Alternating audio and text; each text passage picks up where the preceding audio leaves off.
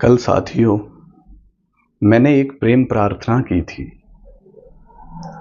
दर्द से मेरा दामन भर दे या अल्लाह। उस प्रार्थना के बाद मुझे जो अनुभूति हुई वो मैं आपके समक्ष प्रस्तुत करता हूं।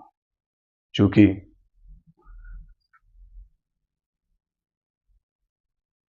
उसका थोड़ा सा असर ये भी था कि आज पितृ तर्पण दिवस था, तो उससे पहले मैंने एक पितरों को समर्पित की, ये भी एक उसका कारण है।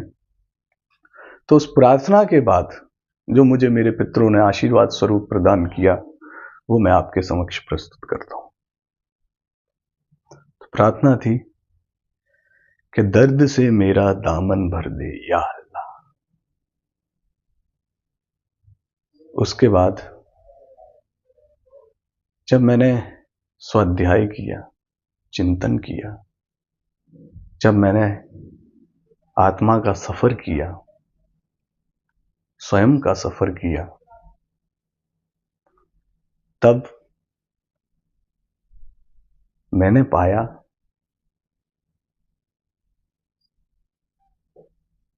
कि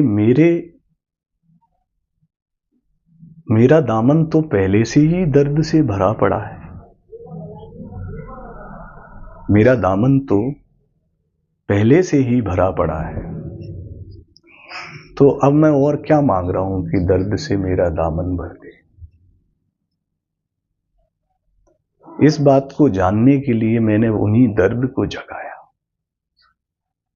और मैंने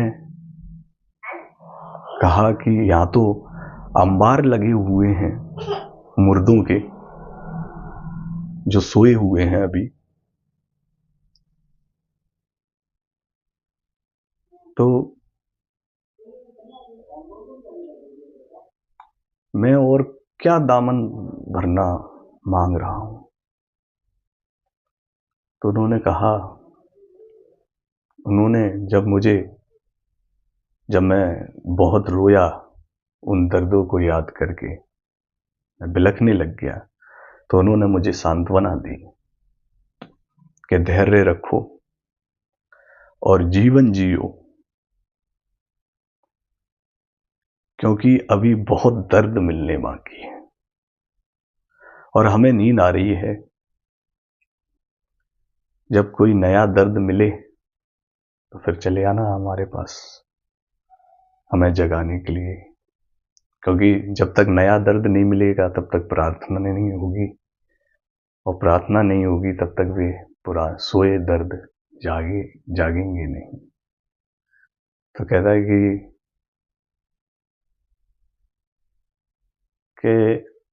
फिर कोई जख्म जगा दो कि दर्द सोया है अभी।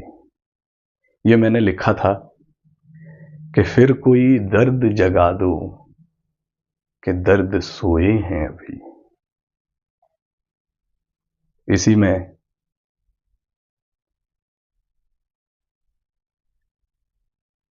जब उन दर्दों को जगाने के लिए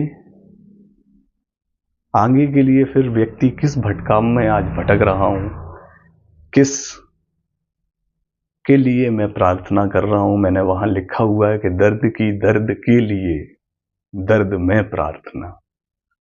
तो किसके लिए आज जीवन में जीवंत हैं कि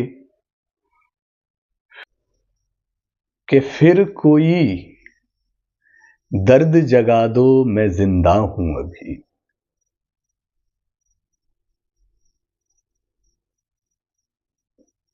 मुझे नया जख्म दो, मुझे नया जख्म दो कि दर्द सोया है अभी।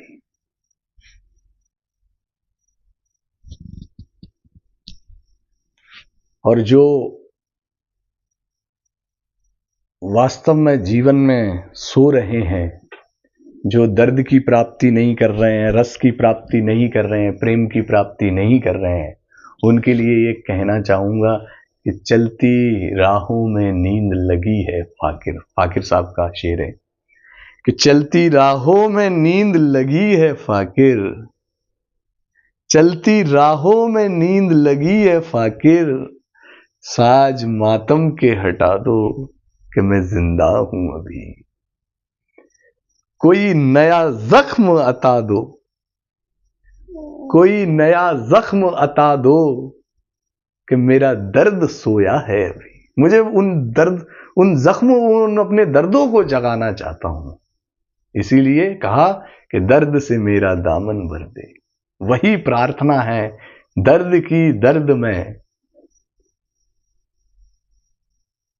दर्द के लिए प्रार्थना है। थैंक यू, थैंक यू बोलो, थैंक यू दोस्तों, ऐसे बोलो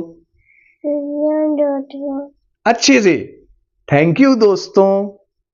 क्या है उसमें है दोस्त, मोबाइल में, जिनसे जो आप उसमें देखते हो ना, जो आप देखते हो ना, वो सभी आपको देख रहे हैं। बोलो थैंक यू दोस्तों। किस किस को देखते हो? Thank you Anaya, thank you Myra, और वो जो भी जितने भी आते हैं, बताओ जल्दी जल्दी बताओ, आप बताओ, आप देखते हो ना, बोलो थैंक यू दोस्तों। मैं अनाया के पापा को कर दूं टिंगे टिंगे टिंगे है? उसकी तो मम्मी भी टिंगे टिंगे करती है ना। थैंक यू दोस्तों, धन्यवाद। देखिए, एक चीज और मैं कहना चाहता हूं कि जब आप किसी एक व्यक्ति को पूरे जीवन प्रेम करना चाहो, तो आप उसको खो दीजिए। मतलब कि वो आपको मिले ही ना। प्रेम जहां पूर्ण हो जाता है, वहां फिर प्रेम नहीं रहता, वहां फिर दिव्य प्रेम होता है। उस प्रेम को दिव्यता प्रदान हो जाती है जहां प्रेम पूर्ण हो जाता है। और जहां प्रेम पूर्ण नहीं होता, वहां आशिकी प्रदान हो जाती है। तो वो जीवन भर गाता रहता है कि आशिक बनाया आपने। और पूर्ण प्रेम क्या गाता है? वो दोनों एक एक होकर भी एक ही रहते हैं, क्योंकि वे गुणनफल में रहते हैं। एक और एक का गुणा आप करके देख लीजिए, आपको एक ही प्राप्त होगा। और दरअसल वो जब एक और एक का गुणा होने पर भी मान स्थिर हो जाए, तो वो एक शून्य ही हो जाता है। उस एक की वैल्यू एक रहती है, लेकिन वे उन दोनों का मान जो होता है वो शून्य के बराबर हो जाता है। 1 = 0। कोडिंग डिकोडिंग में पूरी कोडिंग 0 to 1 के बीच में ही चली है, तो वो एक शून्य कैसे हो जाता है?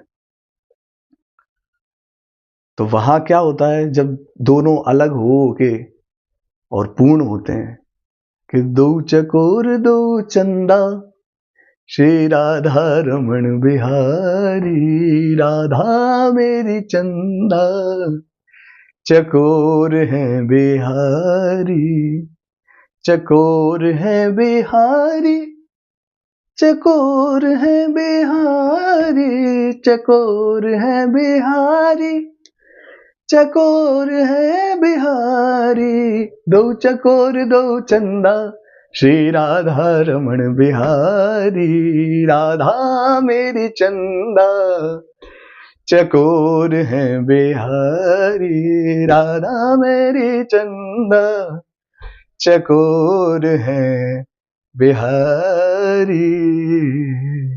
राधे राधे।